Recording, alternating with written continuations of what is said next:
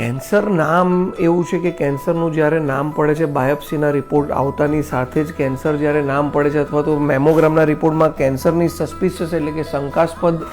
શંકાશીલ એક એ બતાડવામાં આવે ત્યારથી જ જે કેન્સરના નામનો ડર છે કે હાવ છે એ દર્દીને માનસિક રીતે, દર્દી શું એમના રિલેટિવને પણ માનસિક રીતે તોડી નાખતા હોય છે. એટલે અને સ્તન કેન્સરની ટ્રીટમેન્ટ ઘણી લાંબી ચાલતી હોય છે કે જેમાં સર્જરી, કિમોથેરાપી, રેડિયેશન થેરાપી, ત્યાં સુધી એ પેશન્ટોને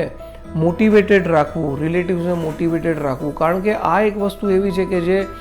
પર્સનલી, ફેમિલીની રીતના લઈએ, ફાઇનાન્શિયલી, સોશિયલી દરેક રીતના માનસિક સપોર્ટ કરવો, દવાઓની સાથે માનસિક સપોર્ટ કરવો, ફેમિલી સપોર્ટ કરવો, સોશિયલ સપોર્ટ કરવો બહુ જ જરૂરી હોય છે. અને ઓવરઓલ અમે એવું માર્ક કર્યું છે કે જે ફેમિલીમાં આ રીતનું એક માહોલ હોય, જે મોટિવેશનનો